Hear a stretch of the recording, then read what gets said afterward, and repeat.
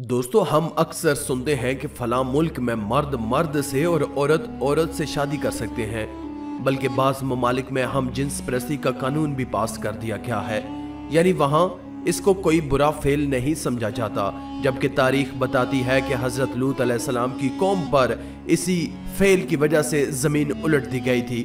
قرآن پاک میں ارشاد ہوا، اور لوط کو ہم نے پیغمبر بنا کر بھیجا۔ پھر یاد کرو جب اس نے اپنی قوم سے کہا کہ کیا تم ایسے بے حیا ہو گئے ہو کہ وہ فحش کام کرتے ہو جو تم سے پہلے دنیا میں کسی نے نہیں کیا؟ تم عورتوں کو چھوڑ کر مردوں سے اپنی خواہش پوری کرتے ہو۔ حقیقت یہ ہے کہ تم بالکل ہی حد سے گزر جانے والے لوگ ہو۔ مگر اس کی قوم کا جواب اس کے سوا کچھ نہ تھا کہ نکالو ان لوگوں کو اپنی بستیوں سے، بڑے پاک باز بنتے ہیں یہ۔ آخرکار ہم نے لوط اور اس کے گھر والوں کے بجز اس کی بیوی کے جو پیچھے رہ جانے والوں میں سے تھی بچا کر نکال دیا، اور اس قوم پر برسائی ایک بارش۔ پھر دیکھو کہ ان مجرموں کا کیا انجام ہوا۔ یوں قوم لوط کو تباہ و برباد کر دیا گیا۔ اسی طرح جب حضرت شعیب علیہ السلام کی قوم کی گمراہی اپنی انتہا کو پہنچ گئی اور ہر طرح سے سمجھانے، عذاب الہی سے ڈرانے کے باوجود بھی یہ لوگ اپنی سرکشی سے باز نہ آئے تو ان پر اللہ تعالیٰ کا عذاب نازل ہوا۔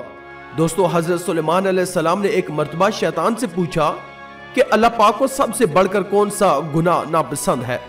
ابلیس بولا جب مرد مرد سے بدفعلی کرے اور عورت عورت سے خواہش پوری کرے۔ حضرت موسیٰ علیہ السلام نے ایک دفعہ اللہ تعالیٰ سے پوچھا کہ یا اللہ، جب تو ناراض ہوتا ہے تو تیری کیا نشانی ہوتی ہے؟ تو اللہ تعالیٰ نے فرمایا کہ دیکھنا، جب بارشیں بے وقت ہوں، حکومت بے وقوفوں کے پاس ہو اور پیسہ بخیلوں کے پاس ہو، تو جان لینا کہ میں ناراض ہوں۔ پھر موسیٰ علیہ السلام نے پوچھا کہ یا اللہ، جب تو راضی ہوتا ہے تو اس کی کیا نشانی ہے؟ اللہ تعالیٰ نے فرمایا کہ موسیٰ، جب بارشیں وقت پر ہو، حکومت نیک اور سمجھدار لوگوں کے ہاتھوں میں ہو اور پیسہ سخیوں یعنی سخاوت کرنے والوں کے ہاتھ میں ہو، تو سمجھ لینا کہ میں راضی ہوں۔ نبی کریم صلی اللہ علیہ وآلہ وسلم نے فرمایا کہ میں اپنی امت میں سے ایسے لوگوں کو جانتا ہوں جو قیامت کے دن تہامہ کے پہاڑوں کے برابر نیکیاں لے کر آئیں گے۔ اللہ تعالیٰ ان کو فضا میں اڑاتے ہوئے ذرے کی طرح بنا دے گا۔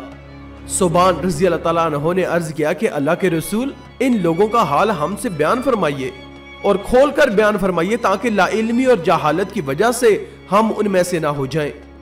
آپ صلی اللہ علیہ وآلہ وسلم نے فرمایا کہ جان لو کہ وہ تمہارے بھائیوں میں سے ہی ہے اور تمہاری قوم میں سے ہے، وہ بھی راتوں کو اسی طرح عبادت کریں گے جیسے تم عبادت کرتے ہو، لیکن وہ ایسے لوگ ہیں کہ جب تنہائی میں ہوں گے تو حرام کاموں کا ارتکاب کریں گے۔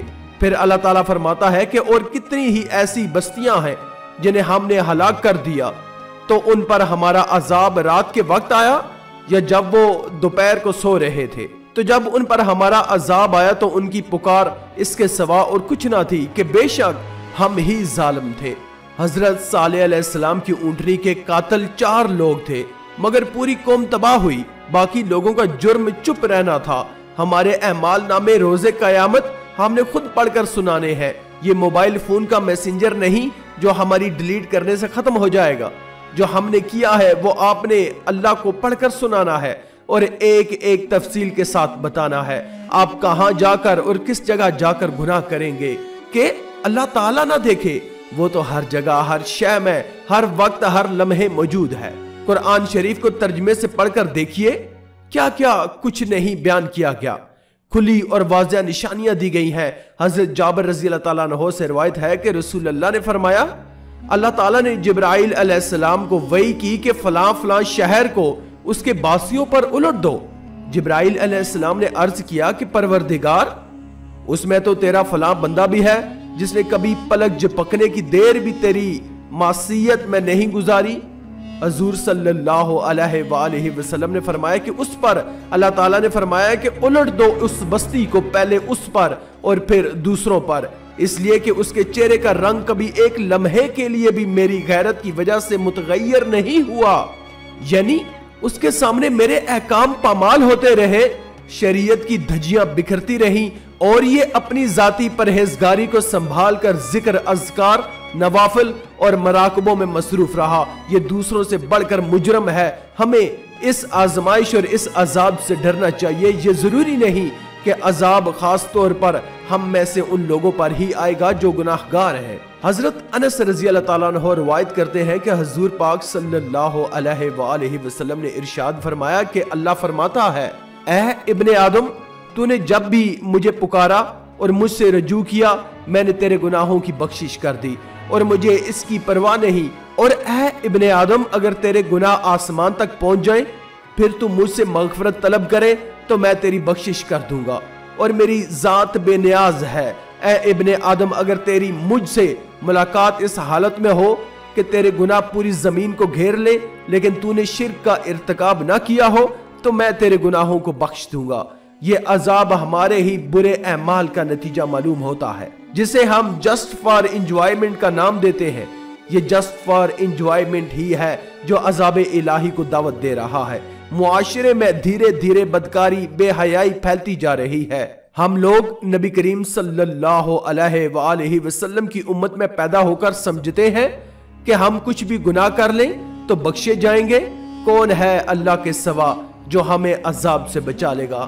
پاکستان کے مختلف حصوں میں آنے والے سیلاب اور اس کی تباہ کاریاں لمحہ فکریہ ہیں۔ اب بھی وقت ہے کہ حکمران اور عوام دونوں ہی ہوش کے ناخن لیں۔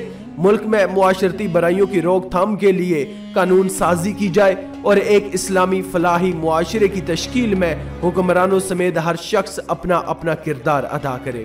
آخر میں اللہ رب العزت سے دعا ہے کہ اللہ تعالی ہمیں نیک اعمال کرنے اور برائی سے بچنے اور بچانے کی توفیق عطا فرمائے، آمین یا رب العالمین۔ آج کی اس ویڈیو میں تھا بس اتنا ہی۔ مزید اسلامی ویڈیوز حاصل کرنے کے لیے اللہ کی قدرت چینل کو سبسکرائب کر دیں اور ساتھ میں موجود بیل کے آئیکن کو دبا کر آل پر کلک کر دیں تاکہ آنے والی لیٹسٹ ویڈیوز آپ تک بر وقت پہنچ سکے۔ شکریہ۔